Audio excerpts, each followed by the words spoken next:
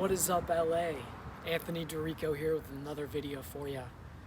I wanted to explain the difference between the three ways appraisers use to determine the value of a property and why knowing each difference is key when buying, selling, and investing in real estate of different types. The first and most common way that appraisers use to determine value is the sales comparison approach. You probably heard the term comps before. This means comparable properties in that same neighborhood or area. Appraisers look at a lot of key factors when looking at comps. The recent date that it sold, current properties that are on the market, similar size and space in terms of square footage and lot size. They also look at the quality of the finishes and what's inside the home. Typically a home that's going to be torn down or fully rehabbed isn't going to be a good comp for a brand new home that was just built, for example. This is the most common method used by both appraisers. Real estate agents and brokers do a lesser version of this when they do a comparative market analysis. It's more of a quicker version of it. The second approach that appraisers use to determine value is the cost approach. And this is when they take into consideration the cost of the land and all the materials involved. Typically, this approach is used in special properties such as churches or castles, for example, properties that aren't specific, that you wouldn't have comparable sales to compare to.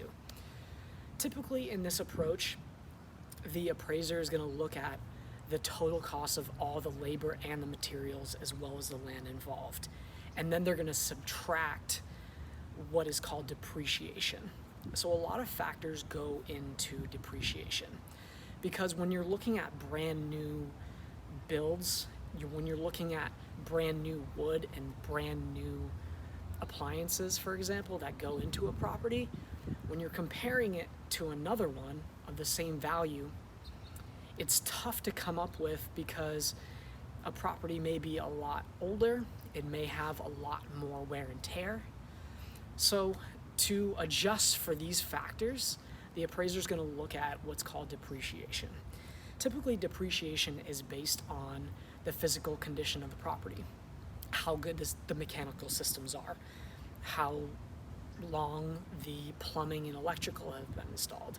Typically, most systems have an estimated lifespan and they're good for a certain number of years. So say if a system has a lifespan of 10 years and it's already been through 5 years, the appraiser will deduct typically an average of half the value of that system to calculate the price of what it would be after the depreciation.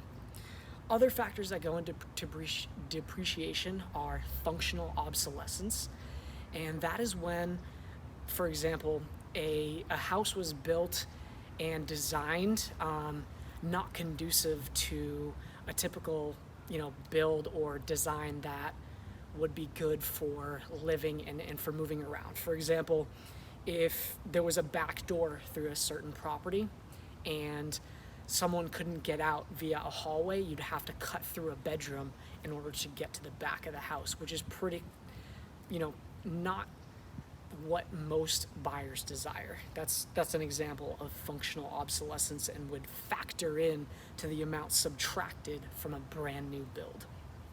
Economic obsolescence would also factor in, and that's outside the home, surrounding the community, such as a large highway being right there, being on a main road with tons of traffic. It's typically less desirable to be in a busy street or somewhere where there's lots of noise. So that's gonna also factor into an appraiser taking value off of a bunch of new wood, a bunch of new materials, and determining a price based on the total cost. The third and final way that appraisers use to determine value of a property is the income approach. So the income capitalization approach is used on apartments and commercial property.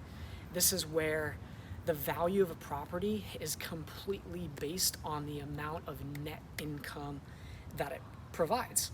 This is why investing in real estate is so great, because you can force appreciation. You can force the value of a property to increase based on the amount of money that is being charged for rent on any particular units, for example.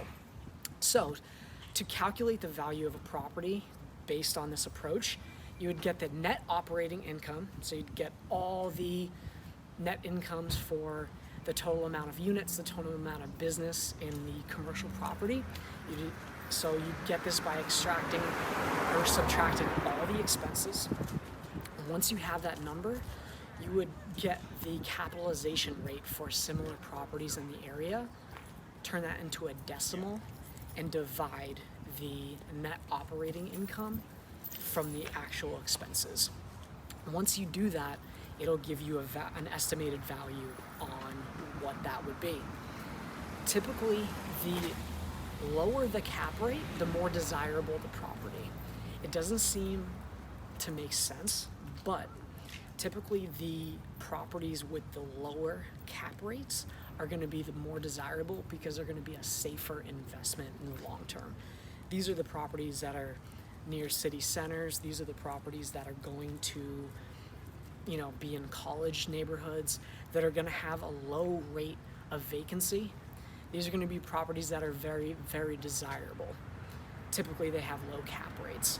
The higher cap rates are going to yield a higher income, but they're also going to be more risky.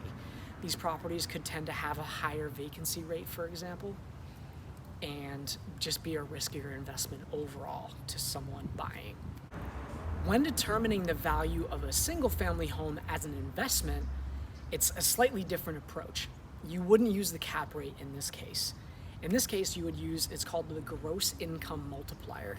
So, when a real estate agent or a broker is trying to determine the value of a single-family home as an investment, they would first see what comparable homes in the neighborhood are renting for. What's the price on that size home and what you could get as a monthly rent. Not the total profit, not the total income, just the amount of total rent that is paid on a similar property. And then they would divide that by the selling price of the home to get the rent multiplier, the number that you would multiply by the rent to get the estimated value of a single family home investment. That would be the best way to do that on a single family property, and the cap rate would be the best way to do that on a multifamily commercial property. So, that being said, these are the 3 ways that appraisers use to determine the value of a property. If you have any questions, please feel free to reach out to me. I will leave my info in the description below. Please subscribe and like the video. It helps the channel a lot. I look forward to seeing you in the next video. I hope you stay safe, and I hope you have a great rest of your day. Take care. Bye-bye.